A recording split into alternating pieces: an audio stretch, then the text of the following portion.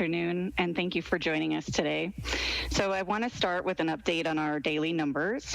There are now 39,627 total confirmed cases of COVID-19, which is an increase of 900.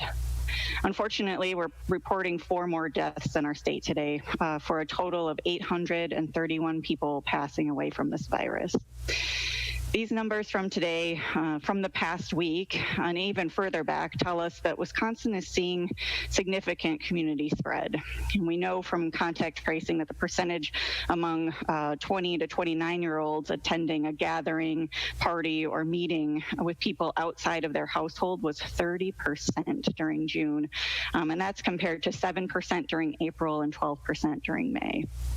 We get a lot of questions from folks wondering about protests and how those contribute, to the spread. And I'll add that, as a result of our contact tracing, we're barely 1% of the people who reported attending a gathering reported attending a protest, rally, or other demonstration.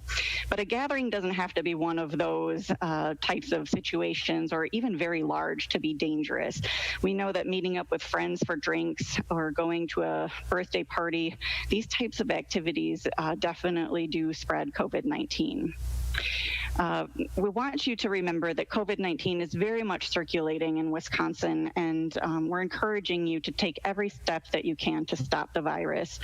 If you can stay home, please do so. Limit your trips to the essentials, practice physical distancing, and wear a mask if you can safely do so. Wash your hands, and also get tested if you have symptoms or if you've been exposed. We all have a part to play during this pandemic, and we want to make sure that the part that you're playing also helps stop the spread. And now I'll turn it over to Dr. Westergaard. Thank you, and good afternoon. I'm Dr. Ryan Westergaard. I'm the Chief Medical Officer for Communicable Diseases here with DHS.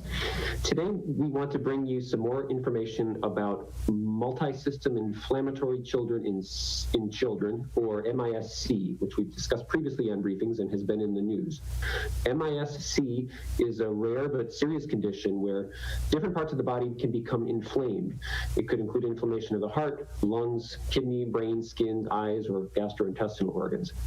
It's not known exactly what causes MIS-C, but it appears to be triggered by COVID-19 infection, and it's possibly related to an abnormal reaction of the immune system to the virus. Since this condition was first described, we at DHS have been working with CDC and with medical providers in Wisconsin to determine whether there have been any cases in Wisconsin children. And as of this week, we have had 6 confirmed cases among Wisconsin residents. MIS-C can be difficult to diagnose. It requires a clinical examination and multiple laboratory tests. When someone is diagnosed with MIS-C, they must be hospitalized in order to get proper medical care. Some may have to be admitted to intensive care units. In our state, 4 of the 6 children are under age 10, and 2 are between the ages of 10 and 15. While all the children were hospitalized when they were first diagnosed, 2 remain hospitalized at this time. The others have since returned home after their conditions improved. Wisconsin Department of Health Services continues to monitor the situation as we look out for this uncommon yet serious condition in our children. Multi-system inflammatory syndrome is one of the ways that COVID-19 continues to affect communities. It's another example of why we must do all that we can to stop its spread. Okay, thank you, Dr. Westergaard, and we'll now open it up for questions. A reminder to maintain audio quality, to please keep your phones on mute until it's time to ask your question. And we have time today for 1 question and a follow-up. And we'll begin today with Matt Piper from the Sheboygan Press. Matt?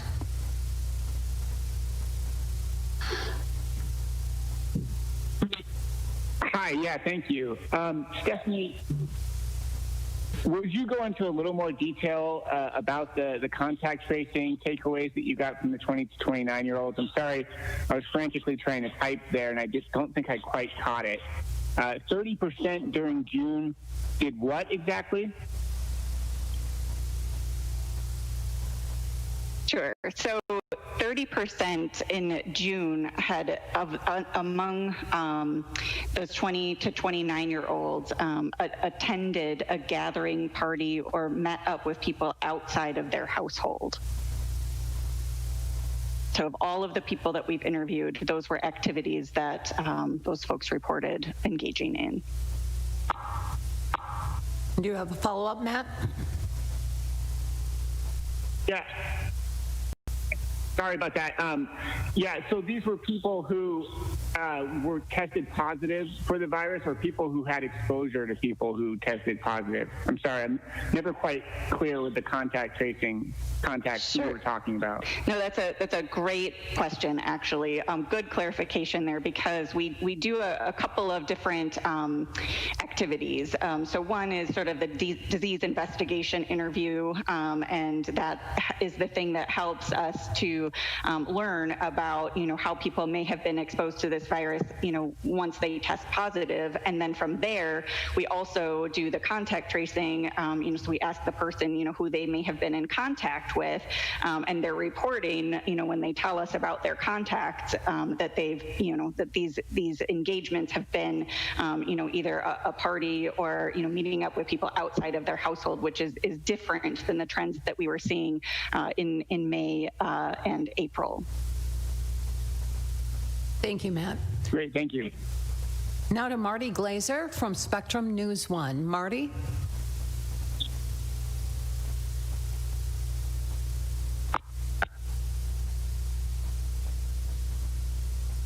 Marty Glazer from Spectrum News.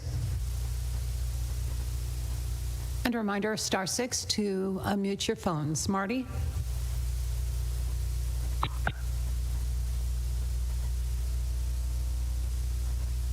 Marty, we're going to move on, but we'll come back to you later, okay? We'll move on now to Denise Lockwood from Racine County I. Denise?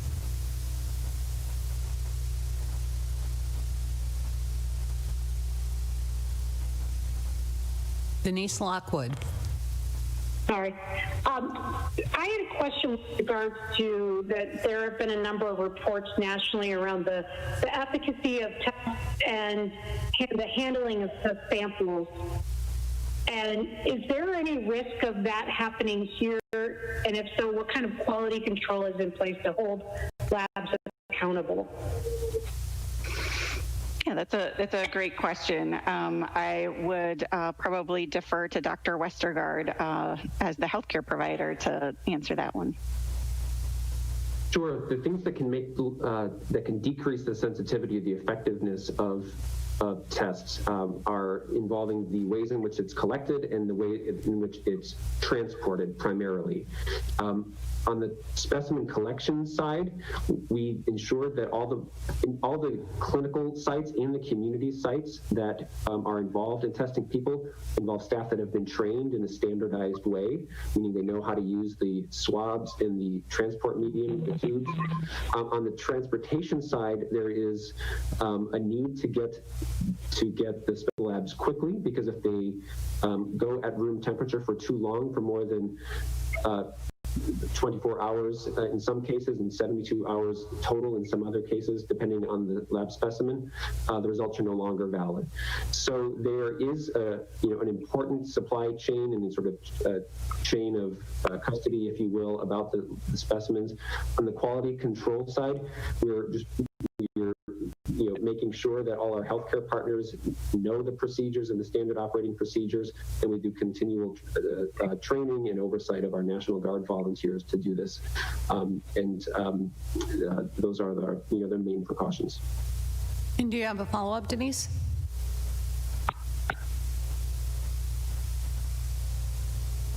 Okay, we'll move on. I did have a follow-up. But as far as I'm sorry? Go ahead. Okay. As far as checking that process, once those tests have been collected, what's the insurance around making sure that they're actually collected correctly and making sure that they're done right? Were you able to hear that, Ryan? I'm not sure I understand the question. Is it the mechanism for making sure that things are done correctly? The assurance is yes. Well, I think it's similar to all aspects of how we do laboratory medicine collection in healthcare. It involves training. It involves a structure where there are supervisors and oversight. So I think we largely rely on our existing healthcare system to make sure that we have trained staff in the field to do that, and that they're appropriately supervised. Thank you, Denise. Now to Sean Kirkby from Wisconsin Health News. Sean?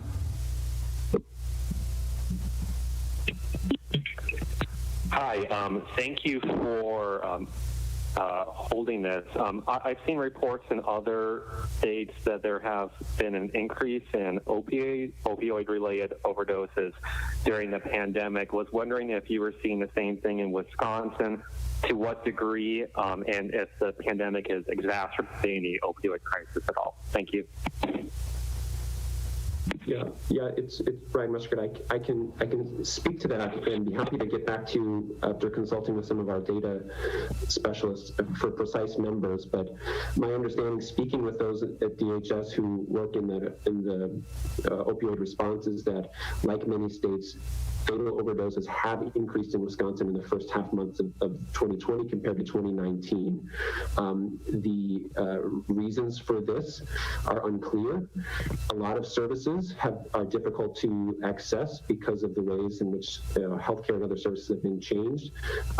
There's a lot of, I think, need to understand this better. But we have not been spared for that, and I think it's a good reminder that the opioid crisis and other longstanding health conditions of importance to public health have not gone away, and in some cases are worse. You have a follow-up, Sean? I should be good, thank you. Okay, thank you. Now to Eric Gunn from Wisconsin Examiner. Eric?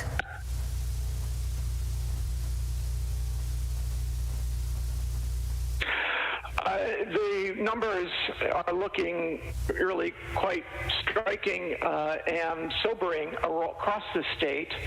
Are you seeing anything that you would say would be good news and that would be things that we can learn from, or that would be examples to follow, or just signs of any improvement? How about I start with this, and Ryan, you can follow up.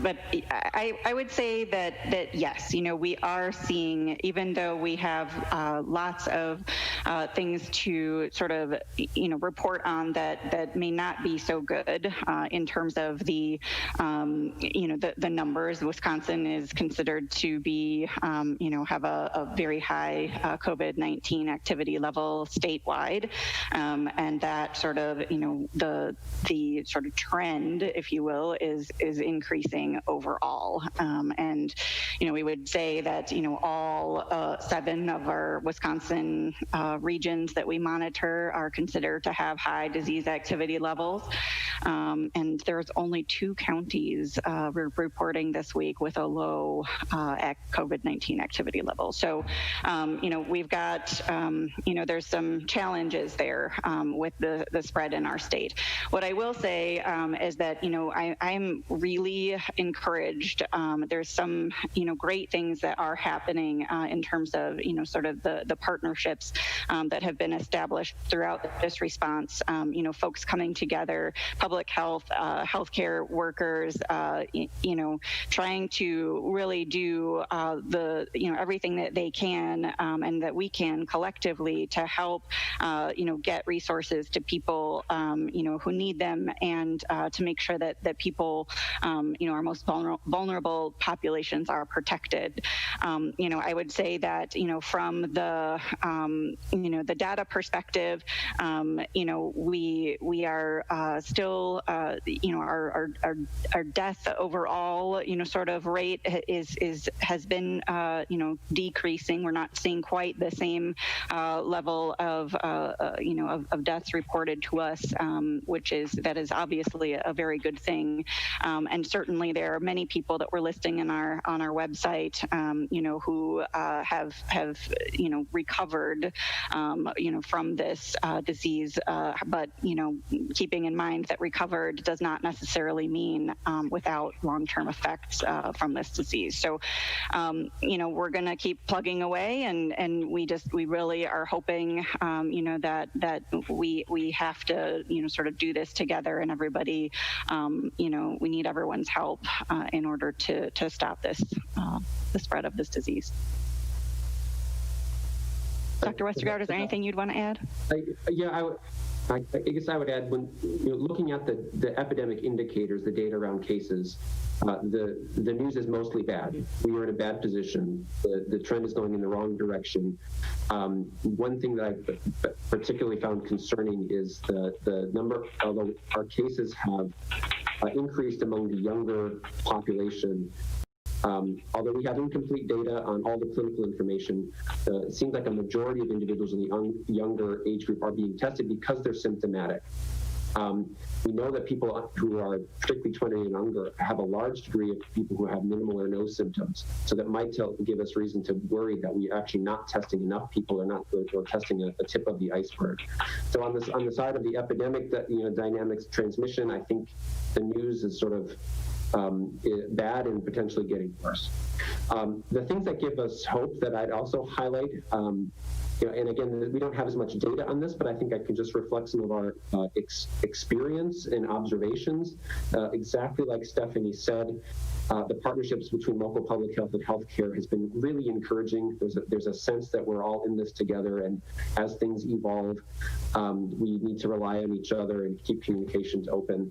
The other thing that I've noticed this week in conversations with people from media and other community groups is that I believe we're making progress on on establishing wider social norms around mask use. There certainly is in the media certain hesitancy around wearing masks, and I've had conversations increasingly in this past week. My sense is that most people get it, that we're moving toward feeling that it's more normal to be wearing masks in public. I think we're acknowledging that the science is becoming clearer all the time, that in this really challenging situation, the best news I think personally of the past week is that the science continues to get stronger, that we have a very inexpensive and easy tool to reduce transmission, which is wearing masks in public. So that to me is the bright spot, that number one, the science is getting stronger, and number two, that the people starting to be embracing the science and behaviors are changing on a larger scale. Eric, did you have a follow-up?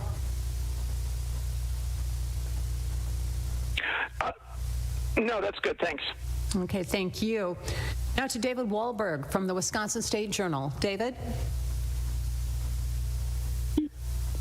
Hi, thank you. Dr. Westergaard, the F-16s were flying over my house when you were talking about MISC. So I'm wondering if you said how many cases we've seen in Wisconsin, and if you could please repeat that. Sure. And then my other question is, generally, I know both of you have said we have high activity in most of the state among young adults. Are there any particular counties you're watching really closely or most concerned about?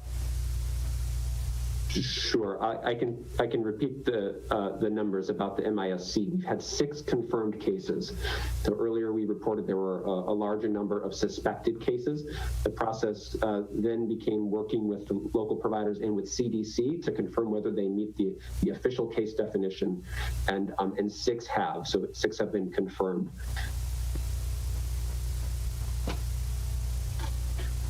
And you had another question, David, about activity among young people in a county that we're watching closely for that? Are there particular counties that are that we're particularly concerned about?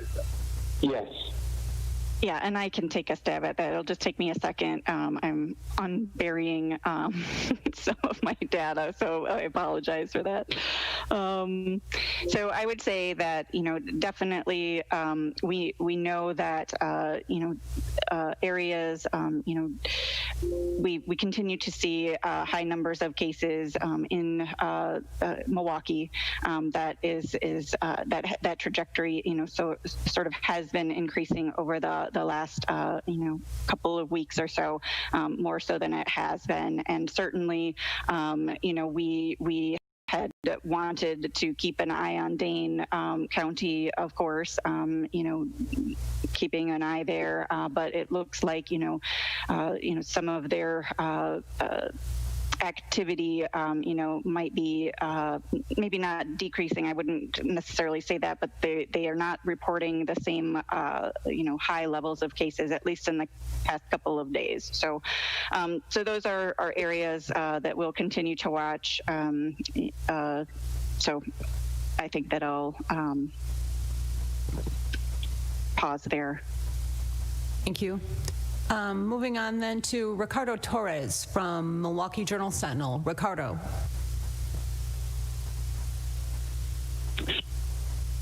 Thank you. My question is on contact tracing in regards to schools and businesses.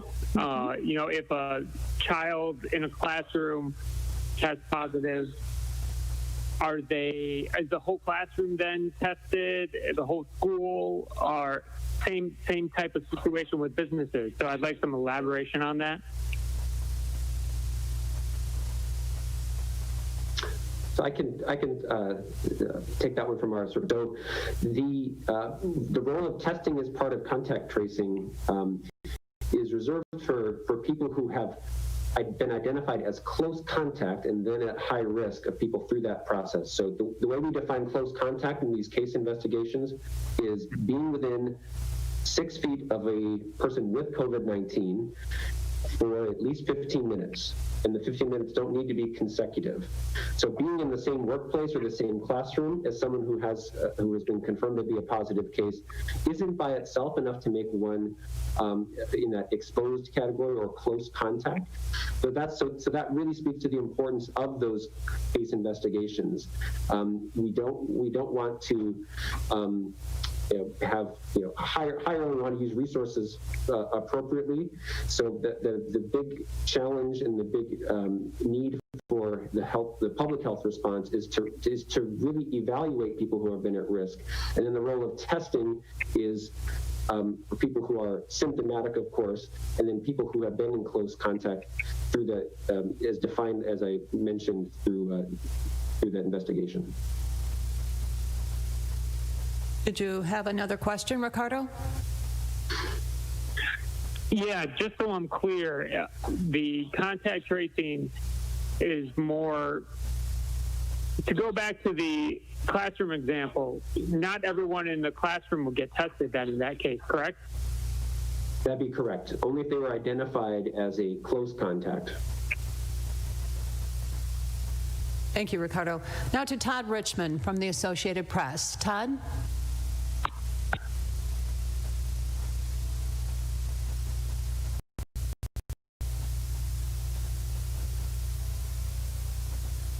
And a reminder, *6 to unmute your phone. Todd Richmond from the Associated Press.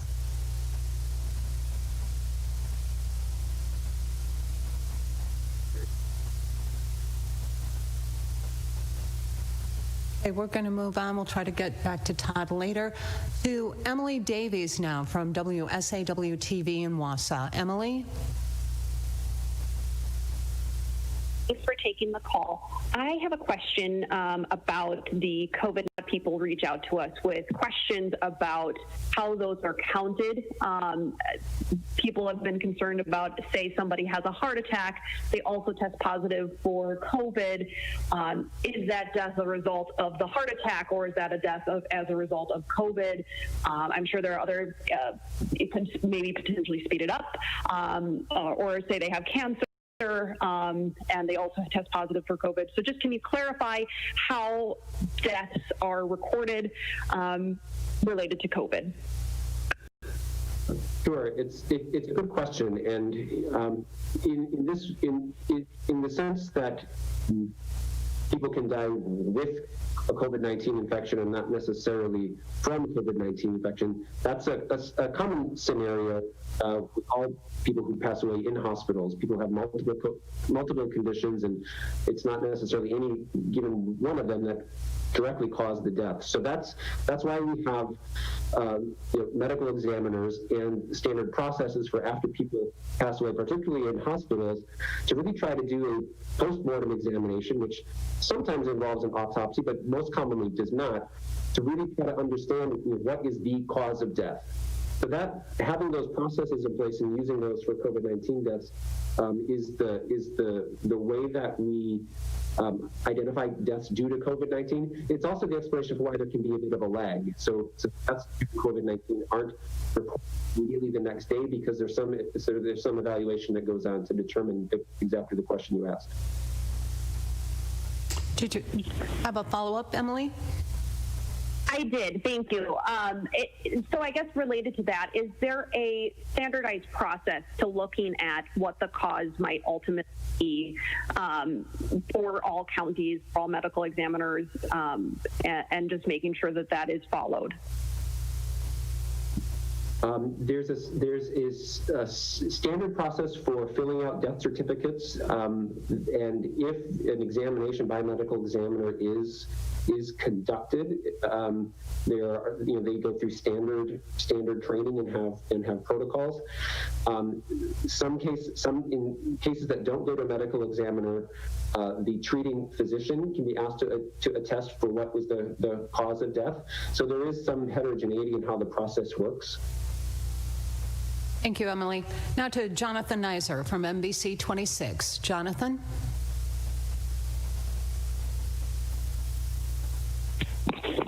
Yes, thanks for the call. I just were wondering if there is a school that holds some in-person classes and a spike happens, what can the state do to address that situation or help in that situation? Well, as I mentioned, with any case gets investigated by local public health to identify the places and people that may have been exposed to that person. So, in the setting of a school, the responsibility and really the lead of those investigations are the local health department, either at the county or the municipal level or the tribal health department. Through the response so far, and particularly into the fall, there needs to be and there has been close collaboration with school districts and local public health and us at the state who serve a coordinating role. So in general, the way that we will support at the state are to make sure people have available to the best data, that we can facilitate communication between school districts, either principals or superintendents, and local public health. So when they do those investigations, they can understand, is it an isolated case? Were there people who were exposed who potentially need to be quarantined or tested? So it's the location of all those decisions are really at the local level, and that the state plays a supporting and coordinating role. And that's not sort of distinct to COVID-19 either. That is something that we do for other types of communicable disease outbreaks. We work really closely, with the local health department and there's school health officials, school administrators to provide whatever expertise and recommendations that they, need for us to weigh in on. And Jonathan, do you have a follow-up? No, thank you. Thank you. Now to Stephanie Hoff from WIS Politics. Stephanie? Hi, thank you for taking this call. My question is for both Administrator Smiley and Dr. Westergaard. Some COVID-19 hospital data has been removed from the CDC's website, and this follows the Trump administration's decision to reroute coronavirus information. What are your responses to that? I'll take a crack at that. So what is great about Wisconsin and sort of the partnerships, again, kind of getting back to that conversation that we had earlier in the briefing, is that we worked really closely with our hospital partners to establish a way to collect this information through sort of a survey, if you will, or a standard reporting mechanism. And so, and then we were reporting that information on behalf of of hospitals to the federal government, and that process will not change. So for us in Wisconsin, all that information does come to the state, and we at the state then provide that information to wherever it needs to go. It was there early on in the response. There were many places that data needed to be reported, and as part of a way to help streamline and not put the burden on our healthcare partners who are really busily preparing their own response activities, we wanted to make sure that we had a mechanism in place to where they submit it once, and then we can help provide that data to whoever is requesting it at the federal level. And a follow-up, Stephanie? Yeah, am I mute? Can you hear me? Yes, we can. Okay, so yeah, my question is, where do you think that information should be posted for the public to see? So at the Department of Health Services, we actually do post, much of the information that we collect on our website under the Hospital Capabilities tab. We believe that is part of what the information that folks need to understand is sort of where are we in terms of maxing out hospital capacity, and that's something that we've done here in the state, and we will continue to do so. Thank you, Stephanie. Now to Ben Krumholtz from WLUK-TV in Green Bay. Ben? Hi, thank you for the opportunity. Do you know what percentage of COVID deaths, people who've died from COVID, had no previous health issues? Unfortunately, I don't think we don't have a good estimate of that handy. There's comorbidity data that's sort of collected in the background. So I don't have a number, but Stephanie, do you have a better estimate? I don't, and I know that folks are working on that. It has been a topic of a lot of conversation here at the department, and I know nationwide. And so I know that there are folks that are working on that information, but I don't have anything off the top of my head or in front of me. But as soon as we're able to, share that, we absolutely will. And do you have a follow-up, Ben? Do you have a ballpark at least? I know earlier you said it's pretty common for someone who dies from COVID to have health-related issues.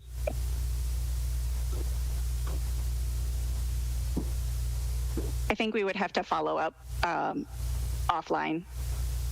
We'll do so. Thank you, Ben.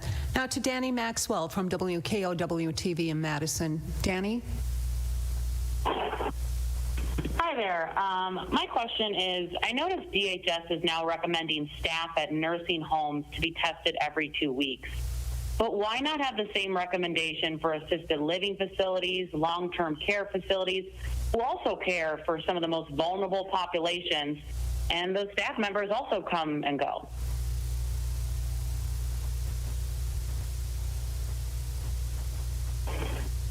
Hello? Hi, Emily.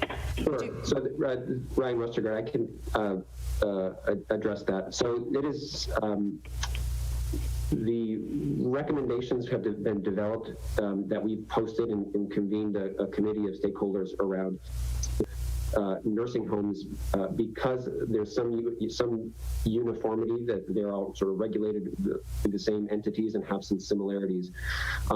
The recommendations were directed to that group, but I wouldn't say that they're necessarily exclusive. I think there's certainly reasons to be proactive and test staff and other in other settings as well. But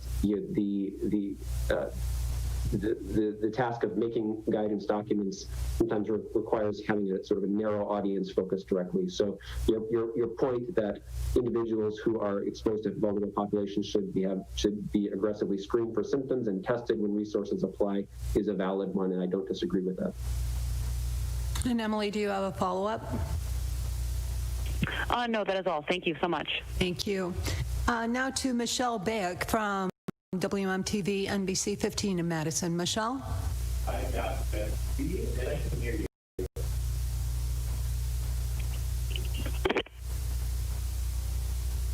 NBC 15.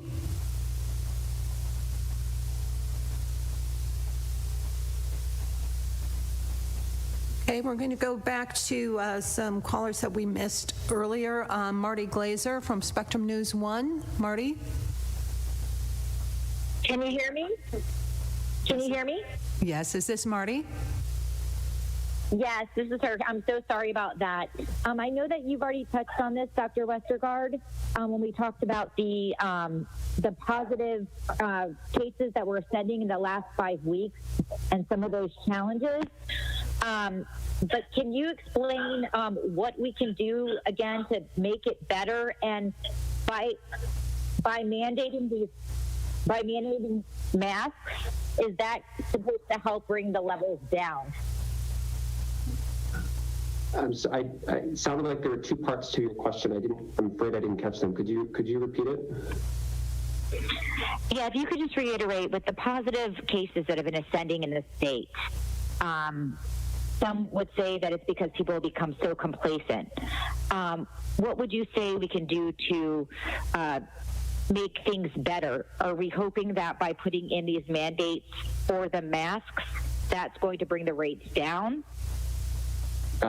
Yes, I think there's good reason to believe that widespread adoption of masks in public places, not as a sole strategy or the only strategy, but as an important strategy in combination of limiting the size of gatherings and physical distancing in all the areas where people tend to mix in public, could have an enormous difference. I think if we could get to 90% or above masks in public locations, particularly in social gatherings where people tend to be in close contact, I think that could very conceivably make our numbers go down in over the short term.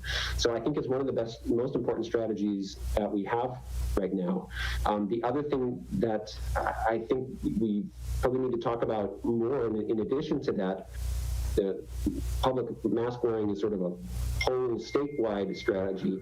But I think we also need to talk more about the specific instances when we do respond to cases and local public health is contacting people who have been exposed, being really serious about supporting individuals who need to quarantine and to find safe places for people to isolate while they're symptomatic. That is the other thing that we can always do better. There's a lot of variability on the ability and the safety and the resources that people have to do isolation and quarantine.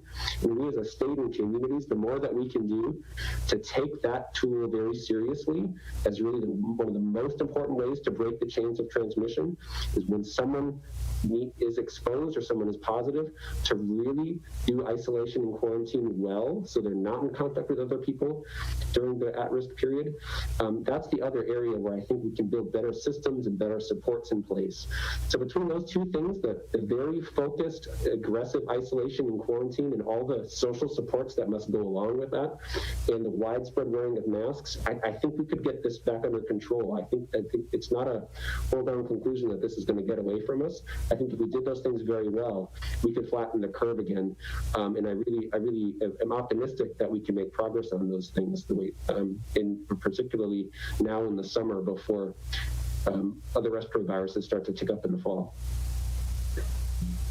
Thank you so much. Thank you, Marty. And we'll try one more time for Todd Richmond from the Associated Press. Todd, are you available?